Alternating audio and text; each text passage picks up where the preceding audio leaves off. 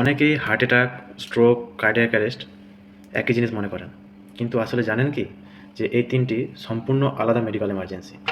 নমস্কার, আমি সায়ক, মেডিকেল সায়ক চ্যানেলে আপনাদের সবাইকে স্বাগত।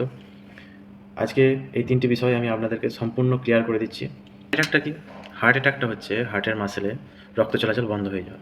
হার্ট মাসেলে রক্ত চলাচল কে করে? Coronary artery.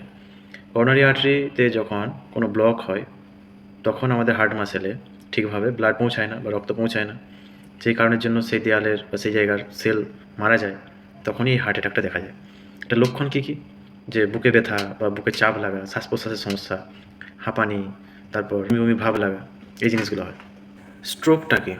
স্ট্রোকটা হচ্ছে যে আমাদের মাথার মধ্যে যে ধমনী থাকে, যে ধমনী দিয়ে বা শিরা ধমনী দিয়ে যে ব্লাড রক্ত চলাচল করে, সেই রক্ত চলাচলে কোনো রকম যদি সমস্যা হয়, কোনো ব্লক হয়, হতে পারে কোনো ক্লট বা হতে পারে কোনো ব্লিডিং হলো, এর ফলে যে কোনো রক্ত চলাচলের সমস্যা দেখা দিলে তখন আমাদের মাথার মধ্যে যে সেল আছে বা কোষ আছে, সেই কোষগুলো মরে যায়। কারণ মেনলি অক্সিজেন ছাড়া যে কোনো কোষই বাঁচে না, অক্সিজেন সাপ্লাই করে রক্ত, হিমোগ্লোবিন নিয়ে যায়। তো সেই ক্ষেত্রে এই স্ট্রোকটা হয়। স্ট্রোকটার কি লক্ষণ কী? লক্ষণটা দেখা যায় মেনলি যেটা দেখতে হয়, যেটাকে বলে একটা কোড হিসাবে ফাস্ট, FAST। এফটা হচ্ছে ফেস ড্রপিং। ফেস ড্রপিং মানে কি? মুখটা বেঁকে যাবে, একদিকটা অবসের মতো হয়ে যায়। এ হচ্ছে আর্মস উইকনেস, মানে হাতটা একদিকটা দুর্বল হয়ে যায়। এসটা কি? এসটা হচ্ছে স্পিচ প্রবলেম।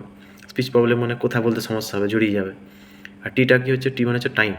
তো এই তিনটে লক্ষণ হলে যে টাইম ওয়েস্ট না করে ওকে দ্রুত হসপিটালাইজড করতে হবে, তাহলে অনেক সময়তেই বাঁচানো যায় বা বাঁচানো সম্ভব। আরও কিছু কিছু লক্ষণ আছে, যেমন চোখে ঝাপসা দেখা বা না দেখতে পাওয়া, তারপর একটা দুর্বল হয়ে যাওয়া, ভারসাম্য না রাখতে পারা, হঠাৎ পড়ে যেতে যাওয়ারও সম্ভাবনা থাকে। কার্ডিয়াক অ্যারেস্ট কি?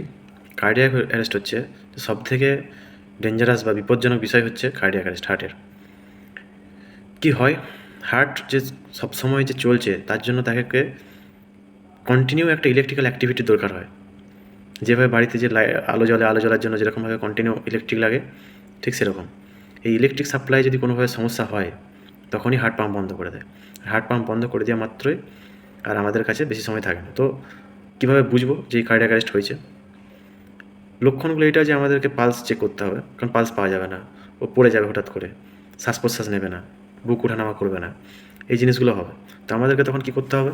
আমাদের কাছে তখন একটি অপশান থাকে এই ক্ষেত্রে কার্ডিয়াক অ্যারেস্ট হলে, যে ডিফিব্রিলেটর আর সিপিআর। সিপিআর প্লাস ডিফিব্রিলেটর যদি থাকে তবে একমাত্র এই কার্ডিয়াক অ্যারেস্টে পেশেন্টকে বাঁচানো সম্ভব, না হলে কার্ডিয়াক অ্যারেস্ট হলে পেশেন্টকে বাঁচানো প্রায় অসম্ভব।